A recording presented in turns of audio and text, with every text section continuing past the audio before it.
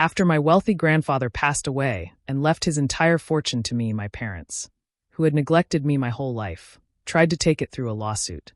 When I entered the courtroom, my mother rolled her eyes, but the judge stopped mid-sentence and said, "Wait, the charges are against you?" They had no idea who I truly was. Can you imagine walking into a courtroom? Your own mother rolls her eyes at you, thinking you're just a nuisance. But then the judge freezes? His eyes lock on mine, pure shock on his face, and he whispers, "Wait, the charges are against you?" My parents, sitting right there, had absolutely no idea who they were truly dealing with. And believe me, that was the best part. My name is Haley, and I'm 32.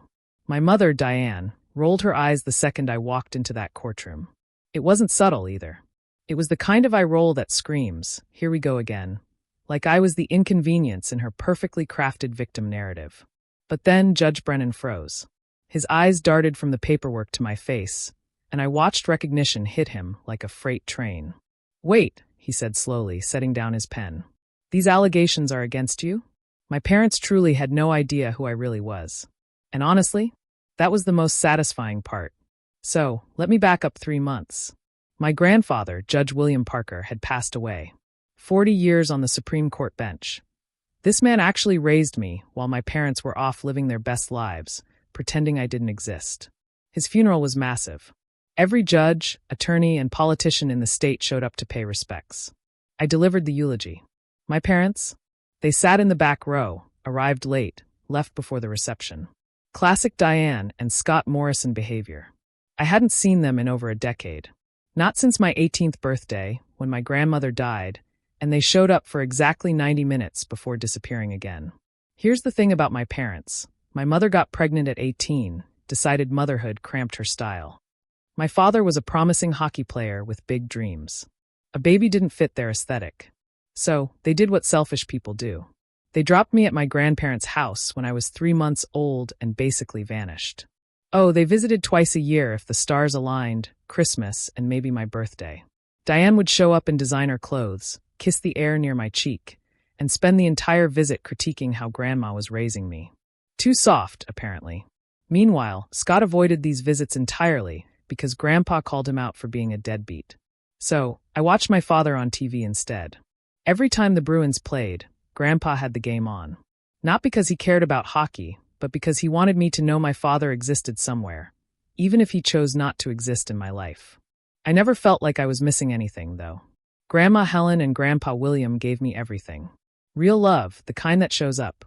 They were at every school play, every soccer game, every debate competition. They were my parents in every way that actually matters. When Grandma died suddenly from a stroke, I thought my world had ended. I was 18, about to start college, and the woman who raised me was just gone. Grandpa carried both of us through that grief. And somewhere in that darkness, he started really talking to me about his work, about justice, about using power responsibly. That's when I decided to follow in his footsteps. I graduated top of my class from law school. Grandpa was there, beaming. My parents sent a card. Grandpa used his considerable influence to help me land a prosecutor position. I worked my way up fast. Turned out I was really good at it. By 30, I was handling high-profile cases, complex financial crimes, corruption, things that made headlines. My parents had no idea. They thought I was probably working some boring office job, if they thought about me at all. Grandpa retired when I was 27. He said he'd done his part, but really, he wanted time with me while he could. We had dinner every Sunday. It was sacred. He taught me everything, about reading people, courtroom strategy, maintaining integrity when everyone around you is compromised. When he died at 87, peacefully in his sleep, I felt that familiar emptiness return.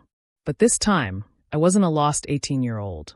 I was 32, and I had become exactly who he raised me to be. The will reading happened 1 week later. I expected maybe some books, his watch, personal items. What I got was everything. The house, investment portfolio, savings, life insurance, $3 million.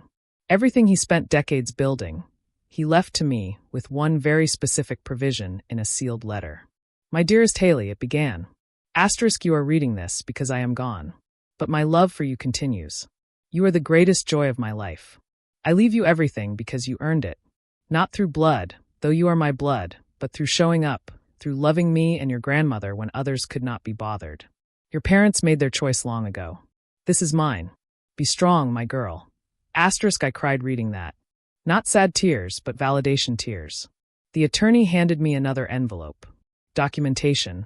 Bank statements showing Grandpa gave Diane $3,000 monthly, starting when I was a baby, continuing for over 20 years, more than $800,000 total. Emails from her asking for more. Texts promising to visit, then canceling. Letters from Scott requesting money for failed business ventures.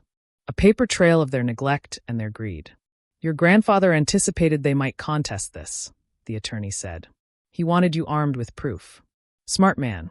Because exactly 30 days later, my attorney called. Diane and Scott filed a lawsuit, he said.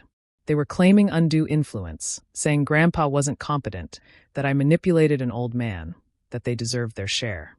I actually laughed. I was in court prosecuting a securities fraud case when I got the message. The irony. They assumed I was still that abandoned baby, that I'd be easy to intimidate. They had no idea I'd spent the last decade prosecuting people who thought they were above the law.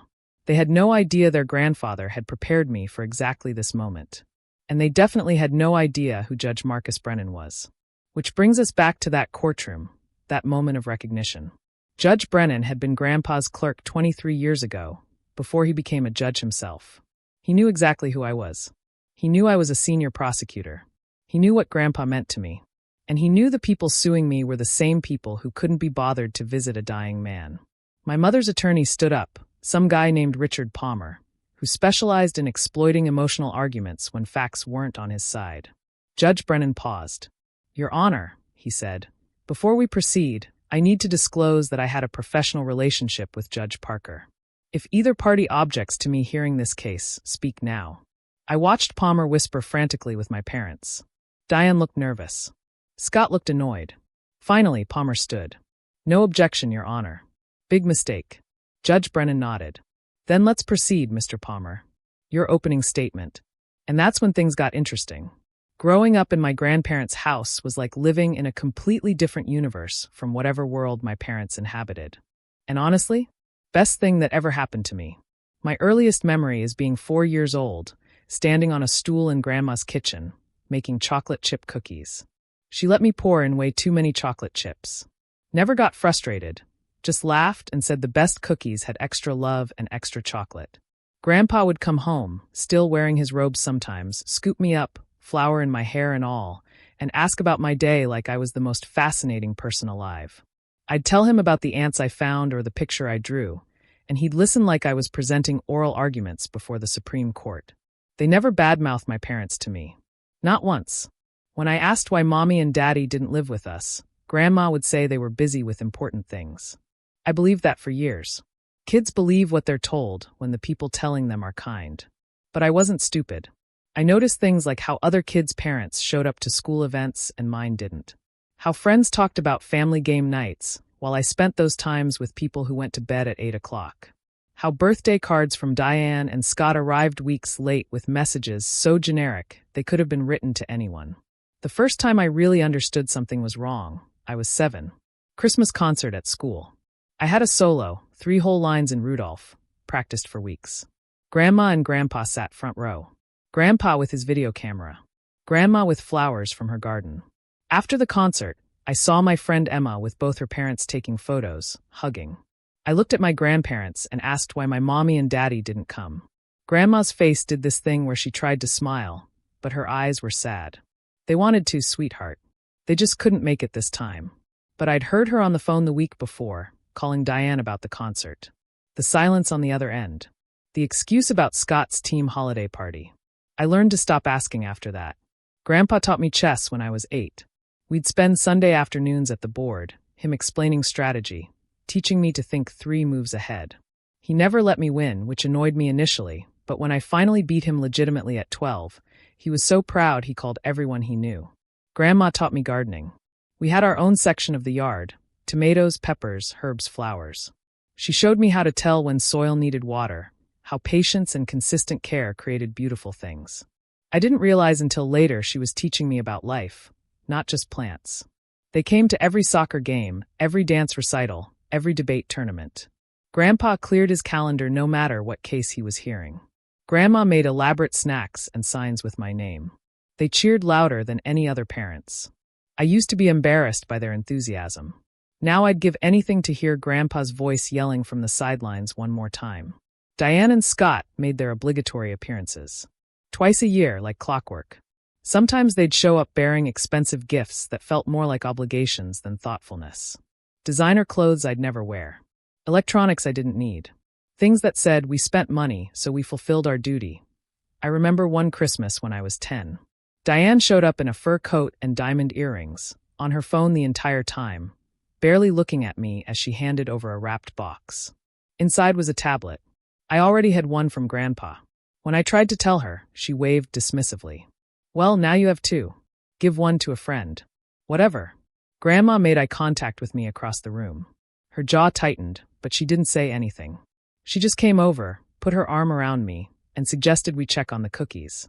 In the kitchen, she hugged me tight. Some people show love with presents. Some show love by being present. Both are valid, but one matters more. Scott was even worse. He avoided coming inside. He'd stay in the car, honking until Diane came out. The few times Grandpa convinced him to come in, you could cut the tension with a knife.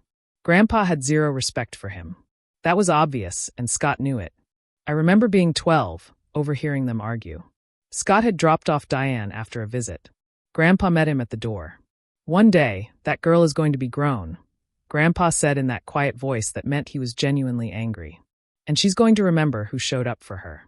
You still have time to change what she remembers. Scott laughed. Actually laughed. Save the lecture, Your Honor. Diane and I are doing fine. Haley's provided for. That's what matters. Provided for? Grandpa repeated slowly. Is that what you think parenting is? Writing checks. It's more than you did for Diane. Scott shot back. Wrong thing to say. Grandpa's face went hard. I raised my daughter. I was at every game, every recital, every moment. She chose to abandon hers. Don't you dare suggest I'm the failure here. Scott left. Never tried to come inside again. As I got older, visits became even more strained. Diane would come alone most of the time. Scott was busy with failed business ventures. Too busy to see his only daughter. I stopped caring around 15. By then, I'd accepted reality. They weren't my parents. They were just people I happened to share DNA with. I tested well in school. Really well. Grandpa reviewed my report cards like they were Supreme Court briefs. Straight A's earned dinner at my favorite restaurant. Winning debate tournaments earned trips to Washington to watch oral arguments at the actual Supreme Court. He made education feel important. When I got into Boston University with a full academic scholarship, Grandma cried happy tears. Diane sent a text, good job, 2 words. That was it. College was my first time away from my grandparents. I called every Sunday without fail. Grandma would tell me about her garden, the neighbors, mundane things that felt important because she cared enough to share them. Grandpa would ask about classes, professors, whether I was being challenged enough. Sophomore year, Grandma had the stroke. Massive and sudden. She was planting tulip bulbs when it happened. The neighbor found her. I got the call from Grandpa while in class. His voice was so small, so broken. She's gone, Haley. She's gone. I drove home that night, 6 hours straight, crying the entire way. When I arrived, Grandpa was sitting in her garden in the dark, holding the tulip bulbs she never finished planting. I sat down next to him. We didn't say anything, just sat there together until the sun came up. Diane came to the funeral. So did Scott. They stayed for the service and left immediately after. Didn't help with arrangements. Didn't help Grandpa sort through Grandma's things. Just showed up long enough to be seen and disappeared again. That's when I stopped making excuses for them. That's when I accepted some people are fundamentally selfish. Grandpa and I learned to live without her. It wasn't the same. Never would be. But we had each other. Those Sunday dinners became sacred. Sometimes he cooked, usually grilled cheese. Sometimes I cooked, experimenting with Grandma's recipes. Sometimes we ordered pizza and ate from the box, watching old movies. The real value wasn't the food. It was the conversation. He started talking to me about his work in ways he never had before. Cases that haunted him. Decisions that kept him awake. The weight of knowing your ruling could change someone's entire life. The law is supposed to be blind, he said one Sunday over Chinese takeout. But the people interpreting it aren't. We bring our experiences, our prejudices, our humanity to every decision. The trick is knowing when your humanity makes you more just, and when it makes you biased. I soaked up every word. "You're going to be a judge someday," he told me once. I was 23, barely keeping up with law school. But he was serious. "You have that thing that can't be taught. Integrity. The ability to see what's right, even when it's not easy, even when it costs you something." After Grandma died, something fundamental shifted between Grandpa and me. We became partners in survival. Two people who understood loss and chose to carry it together rather than alone. The house felt emptier without her, but somehow never lonely because we filled it with memories and conversations and this unspoken understanding that we were all each other had left. Law school was brutal, but I loved it. Every late night studying, every mock trial, every moment I wanted to quit, I thought about Grandpa, about the legacy he was building, not just in courtrooms, but in me. I graduated summa cum laude. He was in the front row, recording everything. My parents weren't there. They sent a card. I stopped being surprised by their absence years earlier. Landing the prosecutor position right out of law school was Grandpa's doing, though I didn't know it then. I thought I earned it purely on merit. Strong recommendations, good grades, impressive interview. Found out later he'd made calls, vouched for me personally, promised I wouldn't waste the opportunity. I didn't. I worked harder than anyone in that office. Stayed late, came in early, took cases other prosecutors avoided because they were too complex or politically sensitive. By my second year, I was handling major cases, financial fraud, political corruption, white-collar crime, requiring weeks of document review. I developed a reputation. Fast, thorough, prepared, relentless. The work consumed me. 70-hour weeks were normal. I lived on coffee and takeout and the satisfaction of watching guilty people face consequences. My personal life was non-existent. No dating, no drinks with colleagues, no time for anything except work and Sunday dinners with Grandpa. Those dinners remained sacred. No matter how exhausted I was, I showed up, and he never missed one either, even when he was in his 80s and moving slower. Diane called once during this period. I was 28, hadn't spoken to her in 3 years. She wanted help with Scott's legal problem, some business dispute. I asked how she got my number. She said Grandpa gave it to her. Mental note to discuss boundaries. Then I told her I was a criminal prosecutor, not a civil attorney. And even if I wasn't, I wouldn't help Scott with anything. She called me ungrateful. I hung up. Grandpa apologized later. She backed me into a corner, started crying about how her daughter won't speak to her. I should have known better. I wasn't angry. Diane was good at manipulation, always had been. "It's fine, but please don't give her any more information about my life." She lost the right to know those things a long time ago. When I turned 30, Grandpa threw me a small birthday party at the house. Just his closest friends, people I'd grown up knowing. Judge Marcus Brennan was there. He'd been Grandpa's clerk 23 years earlier, gone on to become a respected judge himself. We talked for a long time that night about the law. Interesting cases, maintaining ethics in a system that often rewarded compromise. "Your grandfather talks about you constantly," he told me. "He's incredibly proud of what you've become." My throat tightened. Grandpa rarely expressed pride directly to me, but knowing he told others meant everything. "He saved me," I said quietly. "Him and my grandmother. They gave me everything." Judge Brennan nodded. "He told me about your parents, about how they left you. I'm sorry you went through that." "Don't be," I replied. "If they'd raised me, I'd probably be a completely different person. And not a better one." Looking back, I don't think I fully appreciated how much Grandpa sacrificed to raise me. He was 55 when I came to live with him permanently, an age when most people planned for easier years ahead. Instead, he got an infant, then a toddler, then a moody teenager. He never complained, just showed up every single day and loved me. Diane resented him for that. I know she did. She saw our relationship and felt threatened somehow. Like Grandpa loving me meant he loved her less. She could never understand that love doesn't work that way. You don't have to choose. You can love your daughter and your granddaughter. You can be disappointed in one while being proud of the other. But Diane needed to be the victim in every story. Her parents died when she was 8, so she got sent away. She got pregnant young, so she was trapped. She had to leave me with her parents, so she was persecuted. Never her fault, never her responsibility. Always someone else's failure forcing her hand. I used to feel sorry for her when I was younger and still hoping she might become the mother I wanted. But somewhere around 25, that pity hardened into acceptance. She was who she was. She wasn't going to change, and I didn't need her to. Grandpa retired when I was 27. 40 years on the bench. Huge deal. News coverage, retirement parties, tributes from every legal organization in the state. He was gracious about all of it. But I could tell he was ready. Ready to stop carrying other people's problems, ready to just be a person instead of an institution. We talked about travel. Italy, Ireland, Alaska. He had this whole list, but his health started declining slowly. Nothing dramatic. Just 82 years accumulating. Fatigue, aches, slower movement. He didn't complain, but I noticed. I started visiting more often, not just Sundays, weeknights too. I'd bring dinner, make sure he took medications. He protested at first, said I was treating him like he was helpless, but I knew he appreciated it. The house was so quiet without Grandma, without work to fill his days. He needed someone to talk to. We spent evenings talking about everything and nothing. Politics, old cases, people we knew.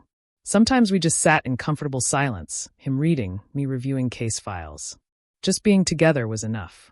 You know, he said one night, raising you has been the greatest privilege of my life. I looked up from my papers. His expression was soft, wistful. I mean that. Your grandmother and I got to be parents twice. First with Diane, then with you. And honestly, the second time was better. Maybe because we were older and wiser. Maybe because we knew how fast it goes. Or maybe because you were just an extraordinary kid who made it easy to love you. I felt tears building. You and Grandma saved me. I don't know what would have happened if you hadn't stepped in. He shook his head. We didn't save you, Haley. We just loved you. You saved yourself. You decided who you wanted to be despite everything. That was all you. Those conversations are what I miss most. That feeling of being completely known and completely accepted. Having someone who believed in me unconditionally. Not many people get that even once. I got it twice. When Diane occasionally called him, he was always cordial, never badmouthed her to me. But I could hear the disappointment after those calls. The sadness that his daughter had become someone he barely recognized. Someone who called only when she needed something, usually money. He gave it every time. Not because she deserved it, but because he was her father and couldn't help himself. I asked him once why he kept sending her money. She just uses it for stupid things. She doesn't appreciate it. He sighed. I know, but she's still my daughter, and I still have hope that maybe one day she'll figure out what actually matters. It's not the money, Haley, it's the hope. Palmer's opening statement was a masterclass in fiction. And look, I've prosecuted enough liars to recognize talent when I see it. The man was good. He painted Diane as this devoted daughter, cruelly separated from her loving father by manipulative grandparents who poisoned the relationship. He described me as calculating, someone who isolated an elderly man and positioned herself as his sole caregiver to secure an inheritance. Judge Parker was suffering from profound grief after losing his wife of 60 years, Palmer argued, his voice dripping with synthetic sympathy. He was vulnerable, depressed, and the defendant exploited that vulnerability. She manipulated him into believing she was the only one who cared. This will doesn't reflect Judge Parker's true wishes. It reflects Haley Morrison's calculated campaign to inherit his wealth. I kept my face neutral, but inside I was cataloging every distortion for the cross-examination to come. Thomas stood for our opening. He didn't need dramatics. The facts were damning enough. Your Honor, this case is simple. Judge Parker was brilliant, careful, and intentional. He left his estate to the person who earned it, not through manipulation, but through 32 years of consistent love and presence. The evidence will show the plaintiffs received over $800,000 from him during his lifetime, while barely maintaining contact. Meanwhile, Haley Morrison showed up every single day. Judge Brennan looked at Palmer. Call your first witness. The plaintiff calls Diane Morrison. My mother stood, smoothing her conservative black dress. She dressed for sympathy. Minimal makeup, hair pulled back. She looked like the grieving daughter, almost convincing if you didn't know better. She took the oath and sat down. Palmer approached with practiced gentleness. Mrs. Morrison, describe your relationship with your father. Diane's voice wavered. He was everything to me. My hero. When my parents died in a car accident when I was 8, he and my grandmother took me in, raised me, gave me a home. True so far, but convenient omissions were coming. And when you had Haley, what was your father's involvement? He was so excited to be a grandfather, Diane said, dabbing at her eyes. Where did that tissue come from? Was she carrying it specifically for this performance? He wanted to help. I was so young, just 18, still figuring out my life. When he offered to watch Haley while Scott and I got established, I thought it was temporary. Temporary. Interesting spin. Palmer nodded sympathetically. But it became permanent. Yes, Diane said, voice breaking. They kept her. Made it seem like Scott and I were bad parents for wanting careers. Made me feel guilty every time I couldn't visit. They turned my daughter against me. I kept my expression blank, but mentally I was shredding every word. Thomas glanced at me. I gave a slight nod. I was fine. Let her dig herself deeper. After your mother passed away, did your relationship with your father change? Palmer continued. He withdrew, Diane said. Became cold. Blamed me somehow for not being there enough. But I tried. I called. I visited when I could. He pushed me away and held Haley closer. Judge Brennan was taking notes. Expression unreadable. When did you learn about the will? After the funeral, Diane said. I was grieving, and then I found out he left me nothing. Cut off the monthly support he'd been giving me. Gave everything to Haley. I was devastated. It felt like a final rejection. Palmer turned to the judge. We contend Judge Parker was unduly influenced by the defendant. That she isolated him, manipulated him when he was vulnerable. This will doesn't reflect his true intentions. Thomas stood. Objection. Counsel is testifying. Sustained, Judge Brennan said. Ask questions, Mr. Palmer. No further questions. Judge Brennan looked at Thomas. Cross-examination. Yes, Your Honor. Thomas stood and approached my mother without smiling. Professional. Direct. Deadly. Mrs. Morrison, you were 18 when Haley was born? Yes. And you voluntarily left her with your parents when she was 3 months old? It wasn't like. Yes or no? Yes, but. Thank you. Thomas pulled out a large calendar. Your father kept meticulous records. According to this, you visited 4 times in Haley's first year. Christmas, Easter, her first birthday, and 1 random Saturday in July. Accurate. Diane's face flushed. I was dealing with a lot. I was young. I was trying to support Scott's career. Of course. Let's discuss that. Your husband was a professional hockey player making substantial money. Correct? Yes. According to tax records, he made over $2 million during his career. Yet you still required monthly financial assistance from your father. We had expenses. Expenses that $2 million couldn't cover? Thomas pulled out bank statements. Your father gave you $3,000 monthly, starting when Haley was an infant, continuing for over 20 years. That's over $800,000, Mrs. Morrison. What was that money used for? Palmer stood. Objection. Relevance. The plaintiffs claim they deserve a share of the estate. I'm establishing what they already received, Thomas argued. Overruled. Answer the question. Diane shifted uncomfortably. Living expenses, rent, food, normal things. Did you work during this time? Occasionally. Retail jobs. And your husband? He tried several businesses after hockey ended. Tried, Thomas repeated. A sports bar that lasted 11 months. A coaching company with 0 clients. A memorabilia shop that filed bankruptcy within 2 years. Each time one failed, your father gave additional money beyond the monthly allowance. Correct? He wanted to help, Diane said weakly. He wanted to help you become independent, Thomas corrected. But you became dependent instead. In the last 10 years of his life, how many times did you see your father? I don't know. Several times. Thomas pulled out another document. According to his calendar, 8 times in 10 years. Less than once a year. The courtroom was silent. And you called this devoted daughter behavior? I was busy. I had my own life. Diane protested. Your own life? Thomas echoed. Did that include calling him on his birthday? Silence. I'll take that as no. Father's Day? Christmas? Cards? Gifts? Sometimes, Diane whispered. Sometimes, Mrs. Morrison. When was the last time you saw your father before he died? Long silence. I don't remember exactly. It was his 84th birthday, 3 years before his death. You came for 90 minutes. Left before cake. Didn't see him again until the funeral. Correct? I think so. Yes. Thomas let that sink in. One final question. You testified your father pushed you away after your mother died. But isn't it true you stopped coming around when he stopped giving extra money beyond the monthly allowance? That's when he retired and told you monthly payments would continue, but extra funds would stop. You visited exactly 0 times in the following 3 years. True or false? He was angry with me. Or you had no use for him anymore. Thomas said quietly. No further questions. Scott took the stand next, and somehow managed to look even less invested than usual. He fidgeted in his suit like a kid forced to attend church. Palmer started with softballs. Mr. Morrison, describe your relationship with Judge Parker. We got along fine, Scott said. Translation. They tolerated each other for approximately 90 seconds at a time. Didn't see each other much because of hockey, lots of travel, but I respected him. Respected him. That's rich coming from someone who avoided entering the man's house for 2 decades. Palmer walked him through the same victim narrative.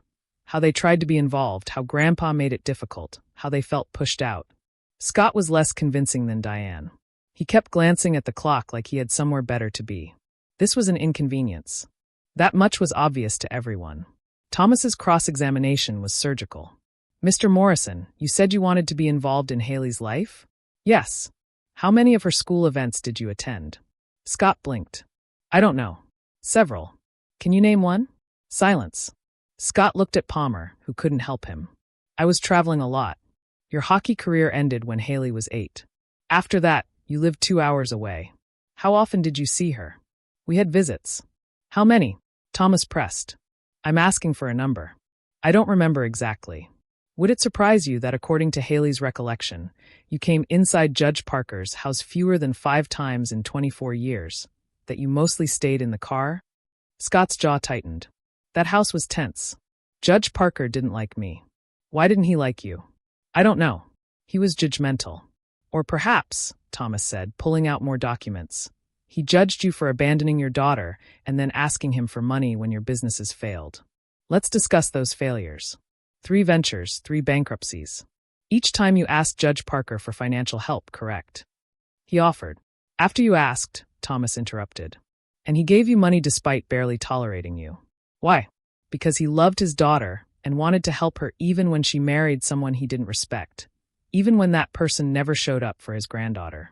And now you're claiming you deserve more. Scott's face reddened. We're family. We deserve something. Family, Thomas said slowly. When Haley graduated high school, did you attend? I think so. You think so? Thomas projected a photograph on the screen. This is from her graduation. There's Judge Parker, front row. There's her grandmother. Where are you, Mr. Morrison? I might have had something. You didn't come. You missed her college graduation, her law school graduation, every significant moment. And now you want half of the estate earned by the man who actually showed up. Palmer stood. Objection. Argumentative. Sustained, Judge Brennan said. Move on. Thomas nodded. No further questions. Palmer's next witness surprised me. Dr. Raymond Hughes, a psychiatrist who'd never met Grandpa. They were actually trying the incompetence angle. Bold move considering how many people could testify otherwise. Dr. Hughes, based on medical records, can you speak to Judge Parker's mental state in his final year? Based on the records, Judge Parker showed signs of depression following his wife's death. Depression in elderly patients can lead to impaired judgment, particularly regarding relationships and financial decisions. So, he could have been unduly influenced. It's possible. Elderly individuals experiencing grief-related depression are vulnerable to suggestion, especially from caregivers they see regularly. Thomas stood for cross. Dr. Hughes, you never met Judge Parker? Correct. Never evaluated him, spoke to him, observed him in any capacity? I'm basing my opinion on medical records. Medical records showing standard checkups with normal results for a man his age? Yes, but the depression. Where in these records is depression diagnosed? Dr. Hughes flipped through papers. It's not explicitly stated, but given the circumstances.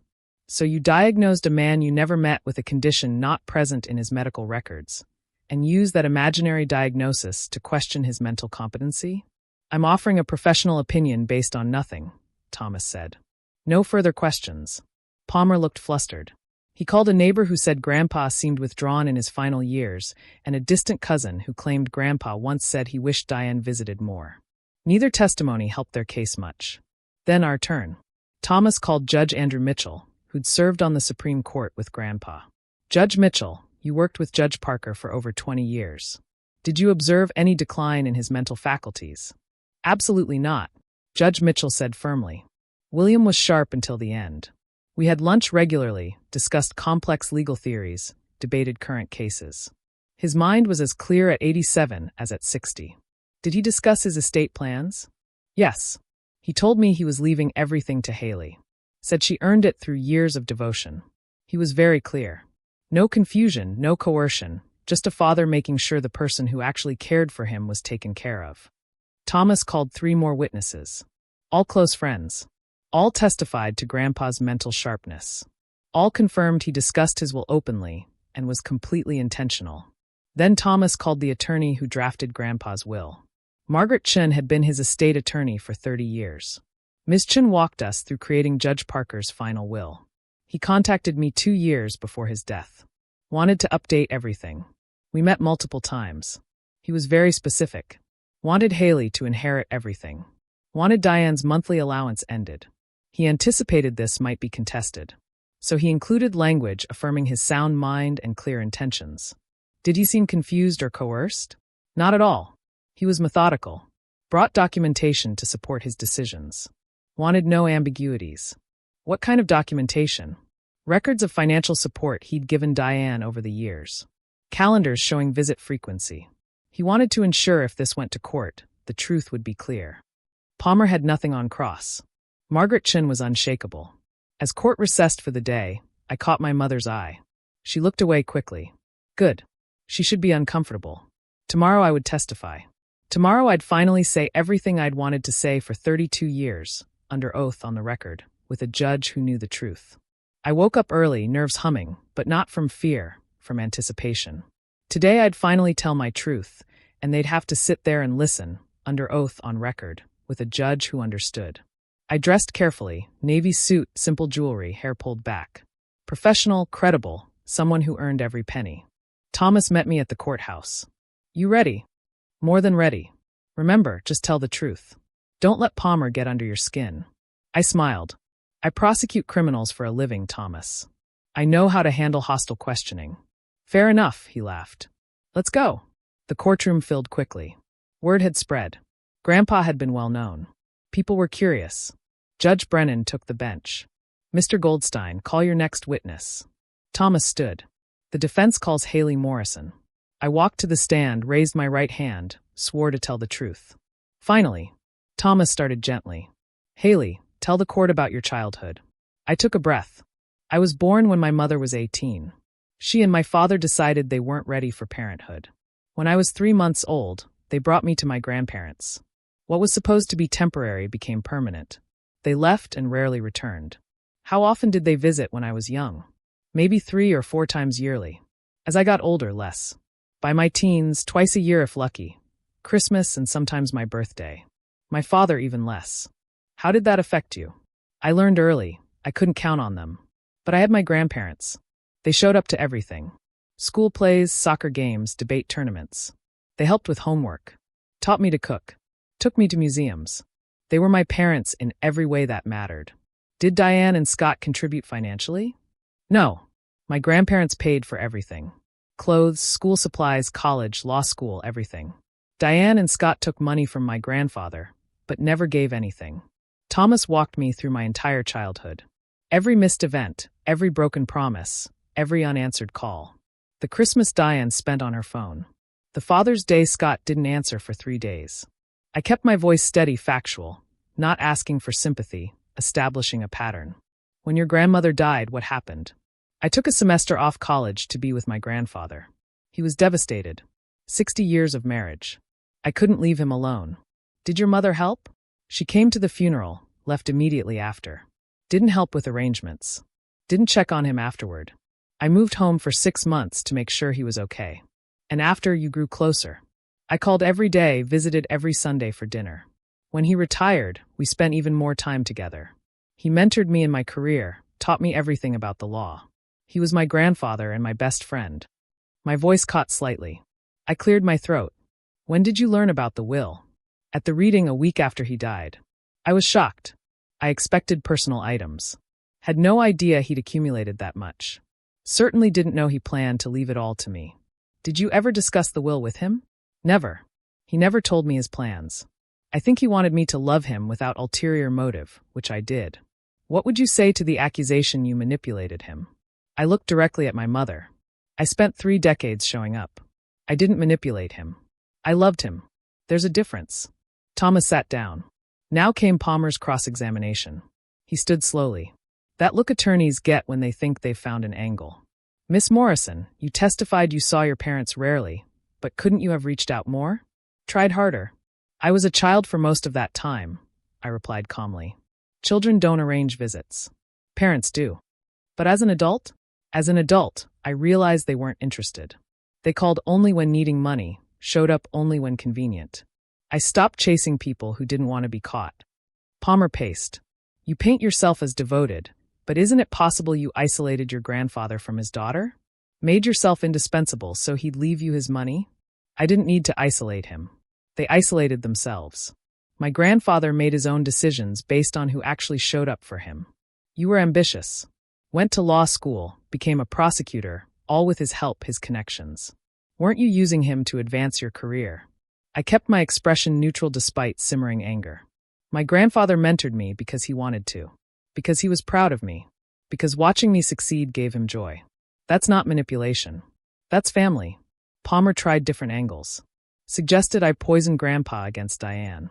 Suggested I kept Diane away deliberately. Suggested I convinced Grandpa to cut her off. I shut down every attempt with calm, factual responses.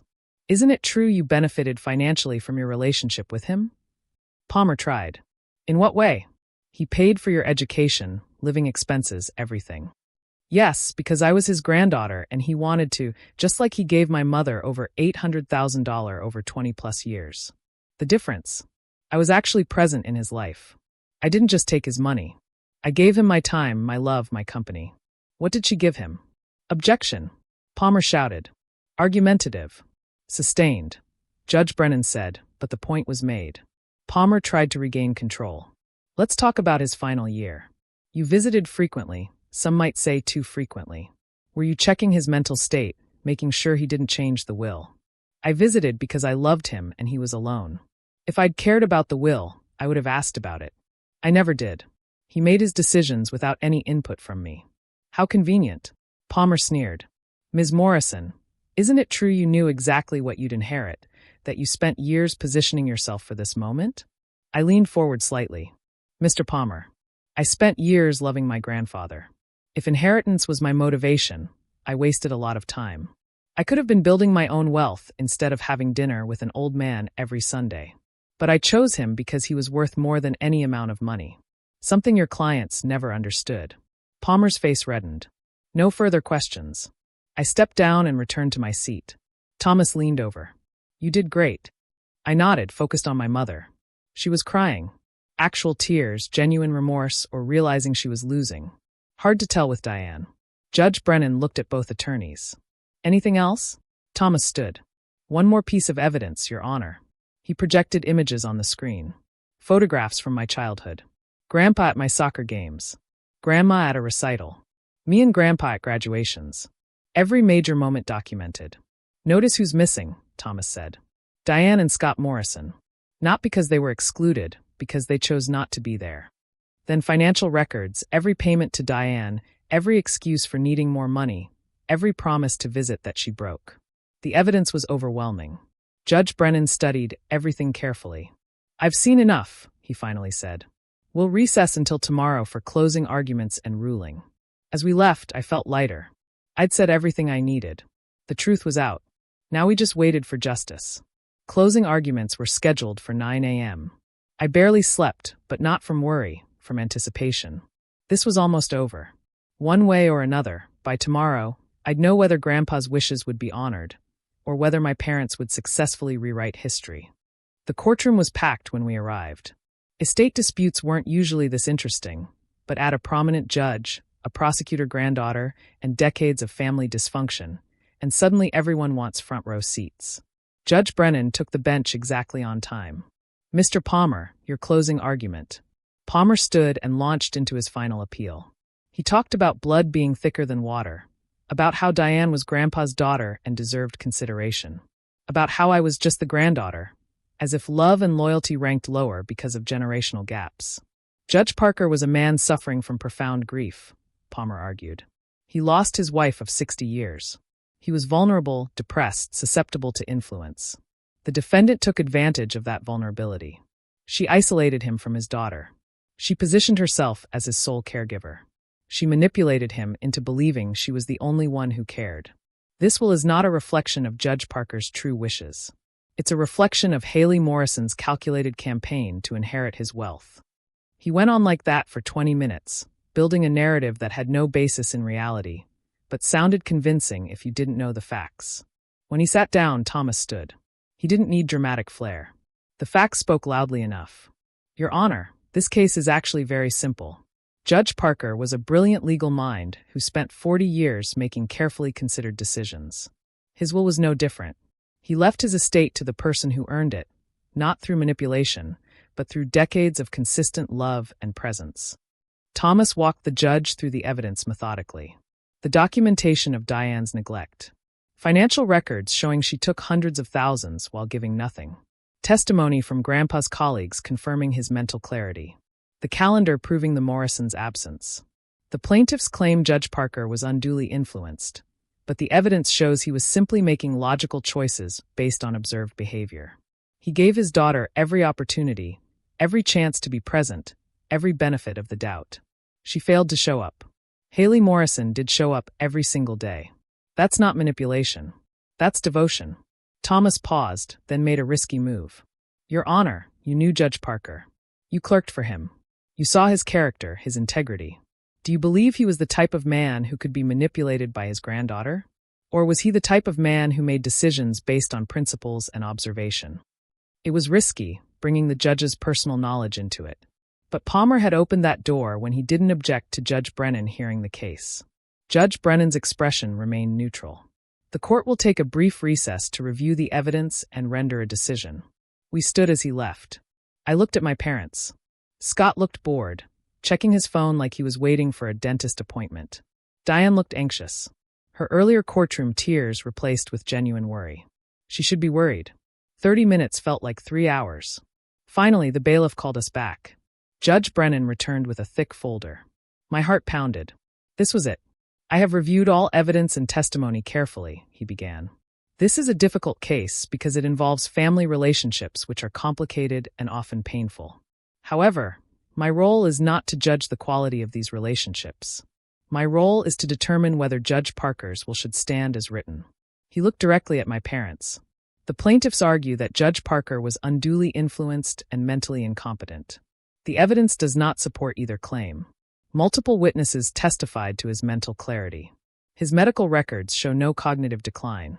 His attorney confirmed he was methodical and intentional in his estate planning. The claim of undue influence requires proof that someone controlled or manipulated the testator's decisions. The evidence shows the opposite. Judge Parker made his decisions independently based on years of observation. Diane was crying again. Scott looked angry now, finally paying attention. Judge Brennan continued. What the evidence does show is a pattern of absence by the plaintiffs and presence by the defendant. A pattern of financial taking by the plaintiffs and financial responsibility by the defendant. A pattern of broken promises by the plaintiffs and kept commitments by the defendant. Judge Parker didn't need to be manipulated into seeing this pattern. He lived it for 32 years. My chest tightened. This was it. The court finds that Judge Parker's will reflects his true intentions, that he had testamentary capacity, that there was no undue influence. The will stands as written. The plaintiff's petition is denied. Diane let out a sob. Scott swore under his breath, but Judge Brennan wasn't finished. Furthermore, I am awarding attorney's fees to the defendant. The plaintiffs brought this case without merit, causing unnecessary expense and emotional distress. They will bear the costs of this litigation. Palmer stood quickly. Your Honor, we respectfully request. My ruling stands, Counselor. The gavel came down with a sharp crack that echoed through the silent courtroom. We're adjourned. It was over. Just like that. 32 years of neglect couldn't be erased by a lawsuit. 32 years of love couldn't be invalidated by greed. Grandpa's final wishes would be honored.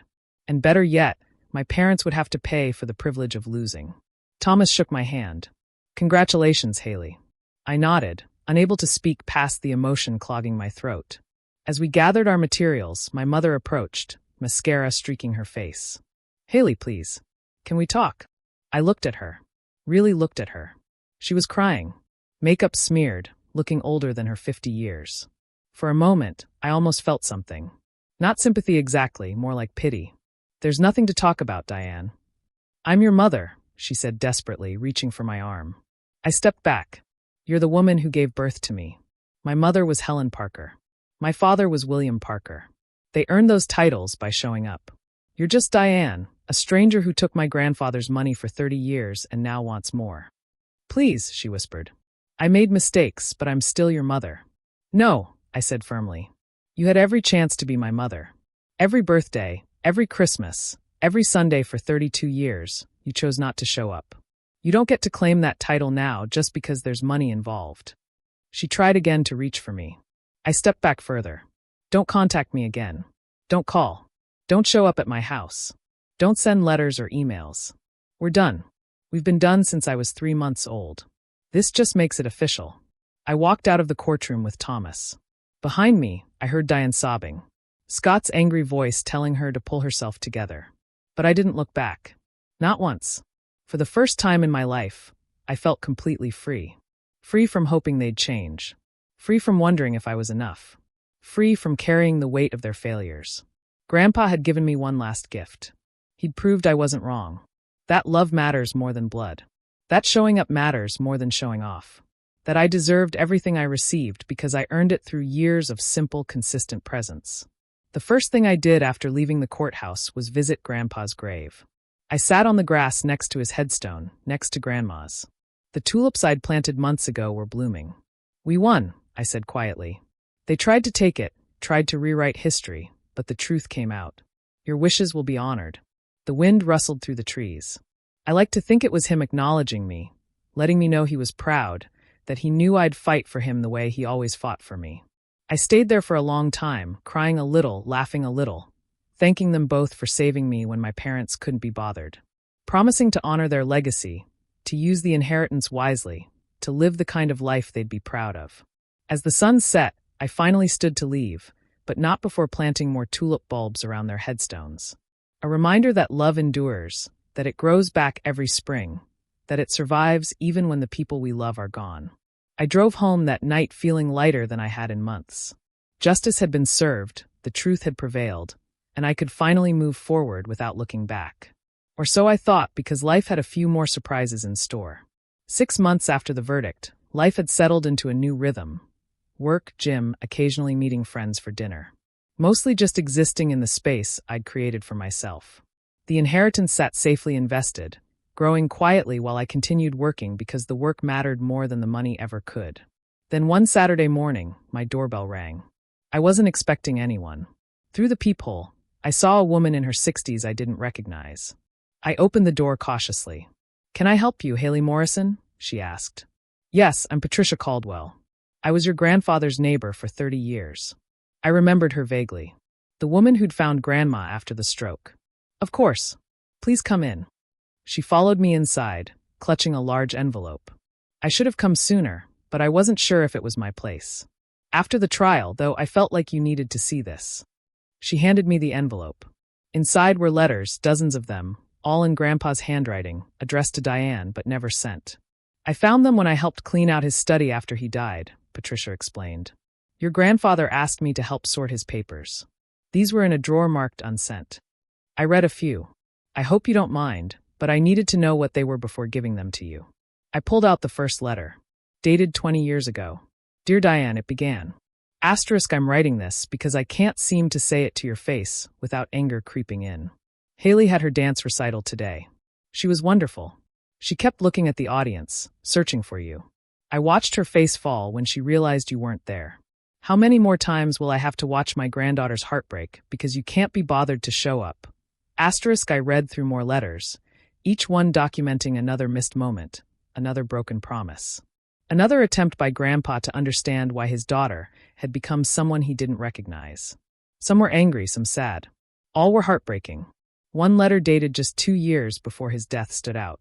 Asterisk, Diane, I've given you over $600,000 over the past 20 years. I told myself it was helping you get stable, helping you build a life. But I'm starting to realize I'm just enabling your refusal to grow up. I'm going to continue the monthly payments because you're my daughter and I can't completely cut you off, but I'm done with the extra money. I'm done rescuing Scott from his failures. I'm done pretending this is help when it's really just prolonging your dependence. I hope someday you'll understand that the greatest gift I ever gave you wasn't money. It was Haley. You gave her to me, and she saved me after your mother died. She gave my life purpose again. I just wish you could see what I see when I look at her. I wish you could see what you're missing. Asterisk, I set the letters down, tears streaming. Patricia handed me a tissue. I thought you should know, she said quietly. He loved you so much. And he never stopped hoping Diane would change, even though he knew she wouldn't. Why didn't he send these? I asked. I think he needed to write them, but knew they wouldn't change anything. Your mother was who she was. He accepted that, even if he didn't like it. After Patricia left, I spent hours reading through every letter. They were a chronicle of Grandpa's internal struggle between loving his daughter and accepting her limitations, between wanting to help and recognizing when help became enabling. The letters also revealed something else: how much joy I brought him, how proud he was of every accomplishment, how grateful he felt that Diane's failure as a mother gave him a second chance at parenthood. I feel guilty sometimes, one letter read. Asterisk, guilty that I'm glad she left you with us. Guilty that her absence gave me something precious, but I can't regret having you in my life, Haley. You are the greatest gift I never asked for. Asterisk, I called Thomas. I found letters. Grandpa wrote to Diane, but never sent them. What do they say? Everything we proved in court, but more personal, more raw. Thomas, he documented everything, not just for legal purposes. He documented it to make sense of it himself. That sounds like him, Thomas said. Methodical, even in his pain. Should I show them to Diane? I asked. Why would you? I don't know. Maybe so she understands how much she hurt him, how much she missed. Thomas was quiet for a moment. Haley, she already knows. Deep down she knows. Showing her these letters won't change anything. It'll just make you feel like you need to manage her guilt. That's not your job. He was right. Diane's guilt was hers to carry, not mine to ease. I kept the letters for myself, added them to the box of Grandpa's things I'd saved. They were proof of his love, his struggle, his ultimate choice to prioritize the person who prioritized him. A week later, I ran into Judge Brennan at a legal conference. Haley, he greeted me warmly. How are you holding up? I'm good, I said honestly. Really good. I'm glad. That trial was difficult but necessary. Your grandfather would have been proud of how you handled yourself. Judge Brennan, can I ask you something? Of course. Did you ever talk to Grandpa about Diane? About the situation? He nodded slowly. Many times. He struggled with it. Loved her, but didn't like who she'd become. He felt guilty about that, too. Like he'd failed as a father. He didn't fail, I said firmly. He did everything right. She just made different choices. I told him that exact thing, Judge Brennan replied, multiple times. But parents carry guilt in ways we can't always understand. The important thing is he never let that guilt override his judgment. He saw clearly who deserved what. That's why his will stood up in court. It was based on observation and facts, not emotion. That conversation stuck with me. Grandpa had struggled more than I realized, but in the end, he'd made the right choice, not the easy choice, the right one. That night, I drafted my own will. I was only 32, but the trial had taught me the importance of clear documentation. I left everything to charities Grandpa had supported: education funds, legal aid, programs for vulnerable children. Nothing to Diane or Scott, not out of spite, but because they'd already taken enough. I also wrote a letter to be opened after my death, explaining my reasoning, just like Grandpa had done. Not because I owed anyone an explanation, but because I wanted the record clear. I wanted future people to understand that my choices were intentional, based on principles and observation, not manipulation or bitterness. The months continued passing. Seasons changed. Life moved forward. I became senior prosecutor in my division. Started mentoring younger attorneys. Maintained the Sunday dinner tradition, though now with friends instead of Grandpa. Different, but still sacred. And slowly, very slowly, I began to feel like myself again. Not the person defined by absent parents or devoted grandparents. Just me, Haley, building a life on my own terms. 1 year after the verdict, something unexpected happened. I was offered a judgeship. At 33, I'd be one of the youngest people ever appointed to the bench in our state. The governor's office called me personally. Your record is exceptional, the governor said. Your grandfather would be proud. He would have told me I was too young, I replied. Honestly, that I needed more experience. Maybe, but we think you're ready. Will you accept? I thought about it for exactly 10 seconds. Yes, I accept. The appointment process was intense: background checks, interviews, public hearings. During one hearing, someone asked about the lawsuit. Miss Morrison, you were involved in contentious litigation with your parents over your grandfather's estate. Some people question whether that demonstrates a lack of family values. How do you respond? I look directly at the questioner. I respond that family values means valuing the people who show up for you. My grandparents demonstrated true family values by raising a child that wasn't their responsibility. They showed up to every event, supported every goal, loved unconditionally. That's family values. My biological parents demonstrated the opposite. The lawsuit wasn't about money. It was about honoring the wishes of a man who earned respect through 40 years of judicial service and 32 years of devoted grandparenting. The room was silent. Then someone started clapping. Others joined. The appointment went through. Judge Haley Morrison. Grandpa's legacy continued. On my first day on the bench, I wore his judicial robe. The clerks had found it in storage, cleaned and pressed it for me. It was too big, hung off my shoulders, but I didn't care. It felt like he was there with me. My first case was a child custody dispute. Parents fighting over a 5-year-old, both claiming the other was unfit. As I listened to testimony, I saw myself in that child, caught between adults making decisions based on pride and anger rather than love. When it came time for my ruling, I spoke directly to both parents. This child didn't ask to be born into your conflict. This child deserves parents who show up, who put her needs before their own egos, who understand that love is demonstrated through action, not claimed through biology. I'm ordering joint custody with mandatory co-parenting counseling. And I'm appointing a child advocate to ensure this child's voice is heard, because children remember who showed up for them. They remember who made them feel safe. They remember everything. Make sure what they remember is love, not war. After the hearing, my clerk said, "That was powerful, Judge Morrison." It was personal, I admitted, but true. Word spread about the new judge who didn't tolerate parental selfishness. My docket filled with family law cases, estate disputes, custody battles. I brought the same principles to every decision. Actions matter, presence matters, consistency matters. Biology doesn't guarantee anything. 6 months into my judgeship, an estate case came before me. Adult children contesting their fathers, that left everything to his longtime caregiver. The facts were remarkably similar to my own case. The children claimed undue influence. The caregiver claimed she earned it through years of devoted care, while the children were absent. I had to recuse myself, too similar to my own situation. But before I did, I called both attorneys into chambers. I'm recusing from this case because of personal experience with similar facts. But I'll tell you both this. Make sure your evidence shows a pattern, not just isolated incidents. Show the court who is consistently present. That's what matters. Not biology, not expectations. Presence. The case went to another judge who ruled exactly as I would have. The caregiver won. The children lost. Actions had consequences. As years passed, I developed a reputation. Judge Morrison was fair but firm. She didn't tolerate manipulation. She valued truth over convenience. She protected children and vulnerable people. She made decisions based on evidence, not emotion. 3 years into my judgeship, I got a call from an unknown number. Against my better judgment, I answered. It was Scott. "Haley, I need to talk to you." "About what?" "About Diane. She's sick. Heart problems. She's asking for you." "How sick?" "Doctors say months, maybe a year." I absorbed that information without emotion. "I'm sorry she's unwell, but I won't be visiting." "She's your mother." "No, she's not. We've been over this.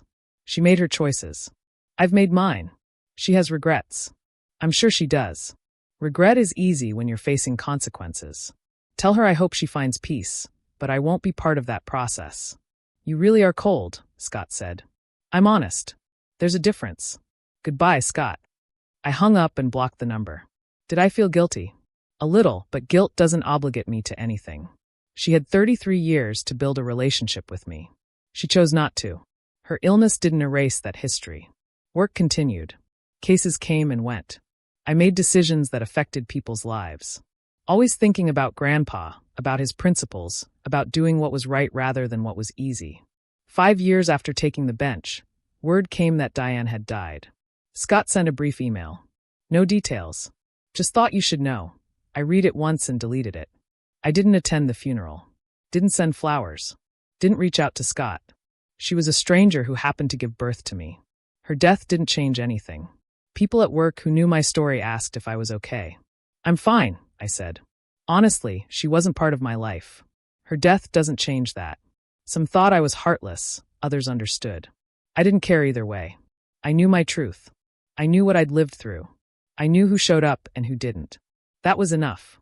6 months after Diane's death, I was nominated for the state Supreme Court.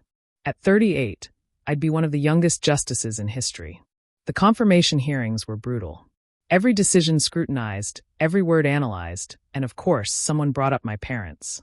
Justice Morrison, your mother died last year. Some senators are concerned that you showed no compassion. Didn't even attend her funeral. How do you respond? I look directly at the questioner. I respond that compassion must be earned. My mother had 38 years to build a relationship with me. She chose not to. Her death was sad in the universal sense that any death is sad. But I didn't grieve a mother I never had. That's not lack of compassion. That's honesty. But she gave birth to you. Doesn't that deserve something? Senator, giving birth is biology. Being a mother is action. She did one, not the other. I honored the people who actually mothered me. My grandmother raised me. She earned that title. Diane Morrison never did. The confirmation went through. Justice Haley Morrison. Taking Grandpa's seat on the Supreme Court. The circle complete. My first year on the Supreme Court was everything I hoped it would be. Complex cases, real impact, the ability to shape law in ways that mattered. I wrote opinions on parental rights, elder abuse, estate law. Every case informed by my own experience, but grounded in precedent and principle. One opinion became particularly influential. A case about terminating parental rights where the parents claimed they deserved another chance despite years of neglect. I wrote, parental rights are not absolute. They must be earned through consistent action, not claimed through biology alone. A parent who fails to appear, to support, to love their child forfeits the right to that title. The child's welfare supersedes the parent's desires. Critics said I was letting personal experience cloud judgment.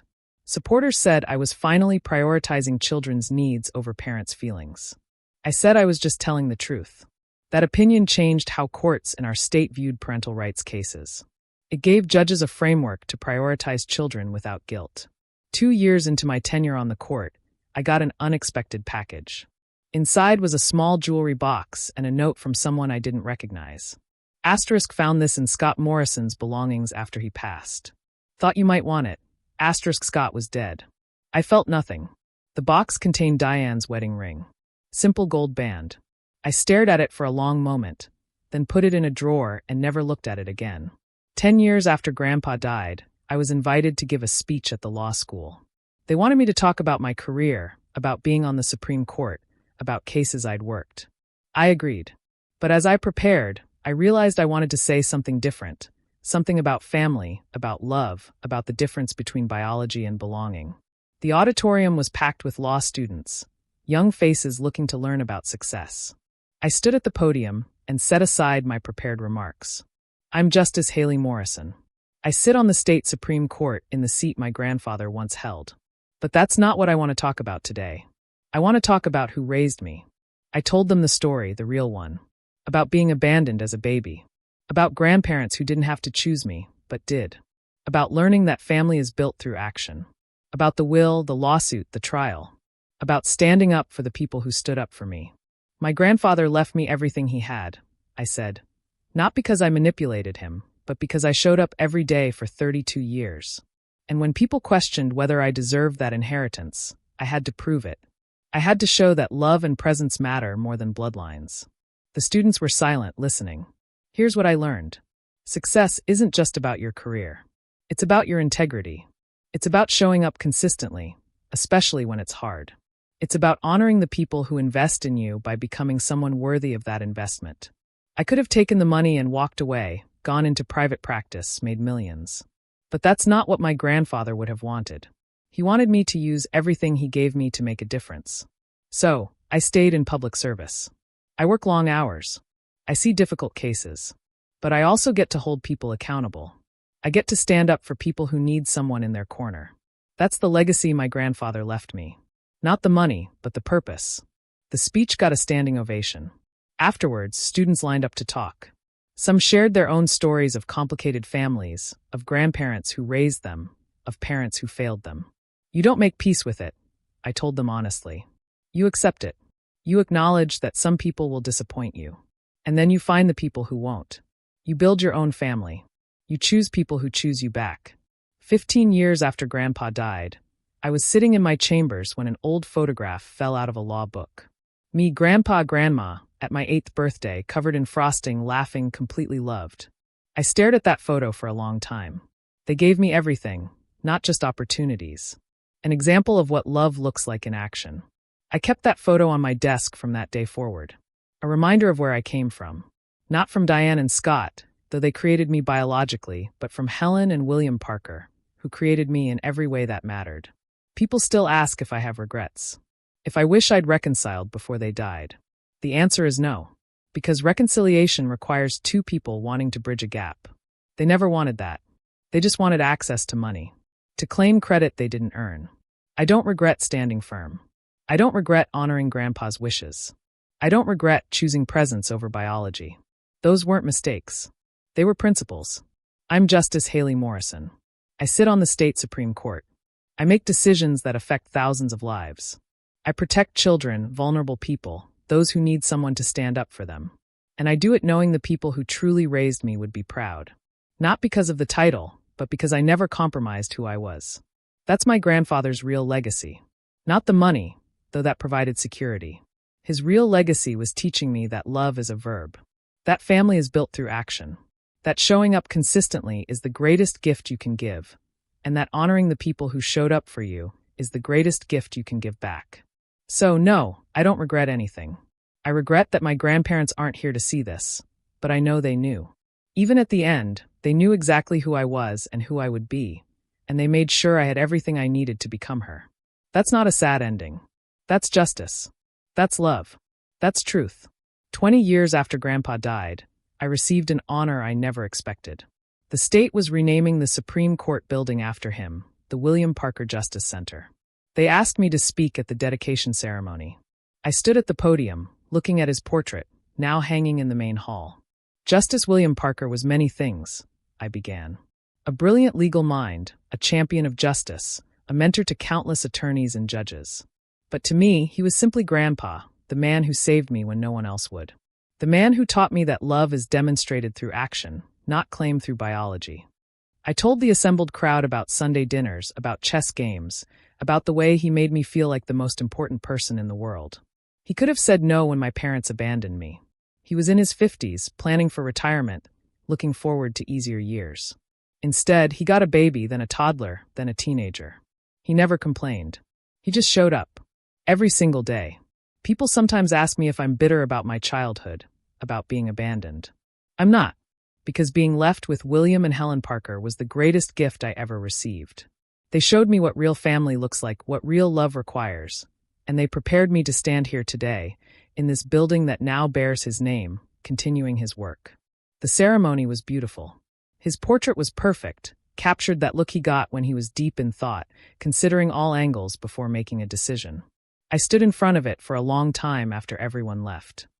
"We did it, Grandpa," I whispered. "Everything you hoped for, everything you believed I could be. I hope I made you proud." That night, I went through the box of his things I'd kept. The letters he never sent to Diane. The photographs of our life together. The note he left me with the will. I read that letter again, as I did every year on the anniversary of his death. "You earned this," it said. Simple words, powerful truth. My career continued flourishing. I wrote more opinions, took on more complex cases, became known as one of the court's most principled justices. But I never forgot where I came from. Never forgot who made it possible. I spoke at schools, mentored young lawyers, especially those from difficult backgrounds. Those who felt like they didn't belong. "You do belong," I told them. Not because of where you came from, but because of who you chose to become despite where you came from. That's what matters. I never heard from Scott again after that brief email about Diane. Never knew what happened to him. Never cared to find out. He was irrelevant to my story. Always had been. But I thought about my grandparents every day, especially when making difficult decisions. What would Grandpa do? Became my internal compass. Not because I wanted to copy him, but because his principles were sound. Evidence over emotion, truth over convenience, justice over experience. 25 years after Grandpa died, I was awarded the state's highest honor for judicial service. At the ceremony, they played a video of his retirement speech from decades earlier. Hearing his voice again brought tears to my eyes. The law, he said in that speech, is only as good as the people interpreting it. Choose integrity over popularity. Choose truth over convenience. Choose the hard right over the easy wrong. Every time. I built my entire career on those principles. Principles he taught me not in some formal lesson, but through example, through the way he lived, through the choices he made, through the love he showed. That evening, sitting in my chambers, looking at the city lights, I felt profound gratitude, not bitterness about what I didn't have. Gratitude for what I did. Diane and Scott could have been part of this story. Could have watched me grow. Could have celebrated my achievements. Could have been proud. They chose differently. That was their loss, not mine. I had everything I needed. A career I loved, principles I believed in, a legacy worth honoring. And I had the memory of two people who loved me unconditionally, who showed me what family really means, who gave me roots strong enough to weather any storm and wings strong enough to fly. That's not a tragedy. That's a gift. The greatest gift anyone could receive.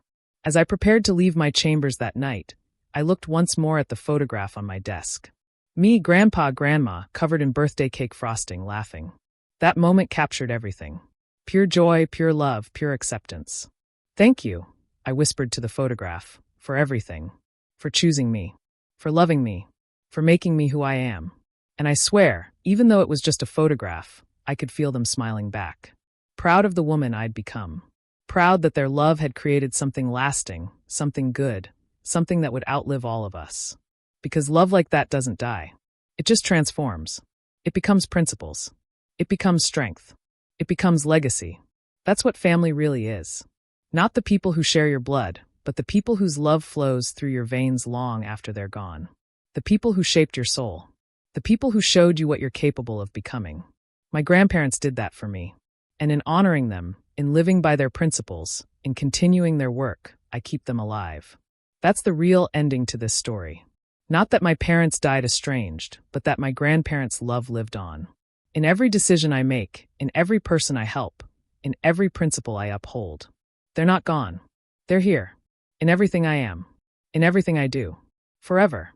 30 years after Grandpa died, I sat in my Supreme Court chambers, reviewing a case that felt eerily familiar. Adult children suing their elderly father's estate, claiming his caregiver manipulated him. The facts were almost identical to my own story decades earlier. I called both attorneys into my chambers. I'm going to recuse from this case, I said. But before I do, I want to tell you both something. 32 years ago, I was the defendant in a case just like this one. My parents sued me, claiming I manipulated my grandfather. The court found otherwise.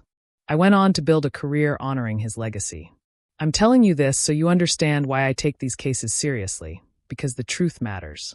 Make sure you're fighting for the truth, not just the outcome your clients want. Both attorneys left looking thoughtful.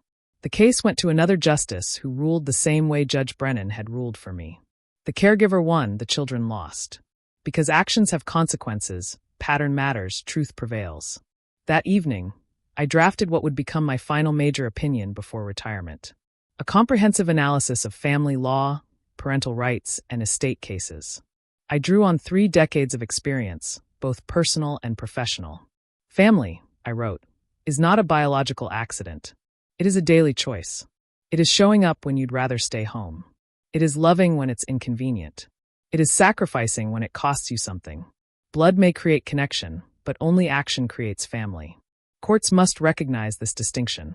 We must stop privileging biology over behavior. We must stop rewarding absence with inheritance.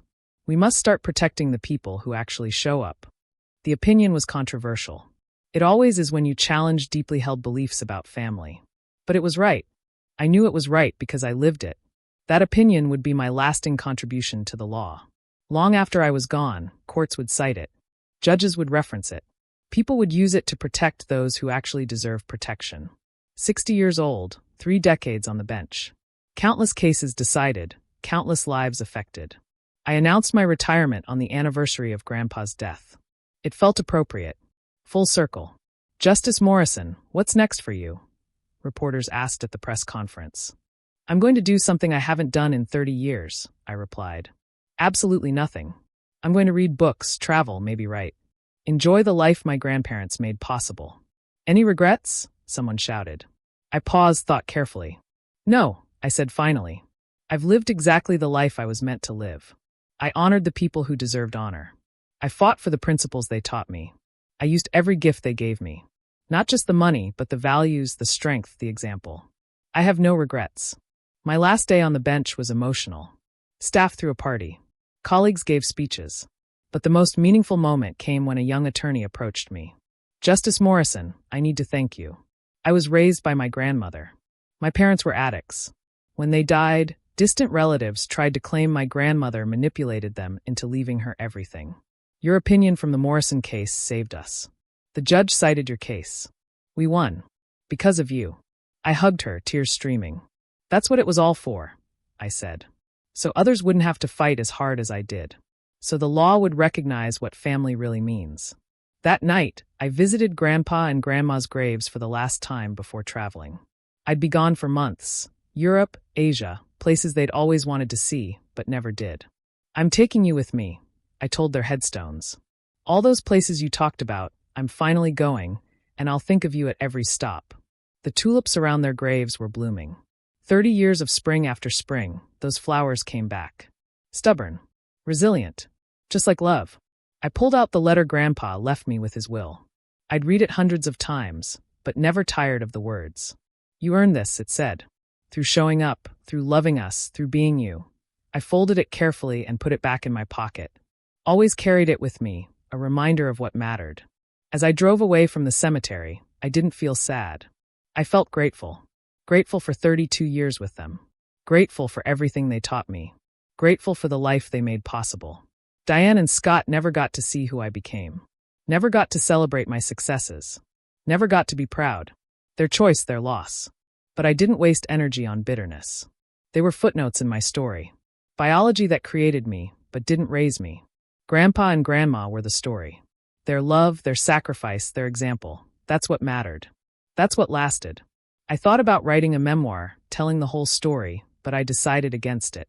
The story was already told in court records, in legal opinions, in the lives of people I'd helped, in the precedents I'd set. That was memoir enough. Instead, I'd live. Really live. Travel, and read and think, and just be 60 years old, finally free from responsibility. Finally able to just exist without always having to prove something, fight something, protect something. But here's what I realized. Even in retirement, I'd carry them with me. Their voices in my head, their principles in my heart, their love in my soul. You don't retire from family, not real family. So this is how the story ends. Not with reconciliation or redemption for people who didn't earn it, but with peace, with gratitude, with the knowledge that love, real love, endures everything. It survives death. It survives time. It survives everything. I'm Haley Morrison. I was raised by William and Helen Parker. They weren't my biological parents.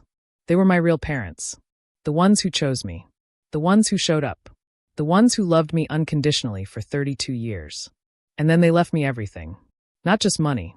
Everything that matters. Integrity, strength, purpose, love. That's inheritance. That's legacy.